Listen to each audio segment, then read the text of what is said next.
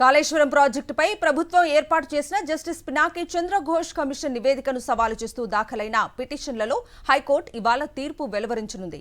కాళేశ్వరం ప్రాజెక్టుపై విచారణ జరిపిన జస్టిస్ ఘోష్ నివేదికపై అసెంబ్లీలో చర్చించిన చర్యలు తీసుకోకుండా రాష్ట్ర ప్రభుత్వానికి ఆదేశాలు జారీ చేయాలని కోరుతూ మాజీ సీఎం కేసీఆర్, మాజీ మంత్రి హరీష్ రావు, మాజీ సీఎస్ శైలేంద్ర కుమార్ జోషి, అప్పటి సీఎం ప్రత్యేక కార్యదర్శి స్మితా సబర్వాల్ హైకోర్టులో గత సెప్టెంబర్లో పిటిషన్లు దాఖలు చేశారు.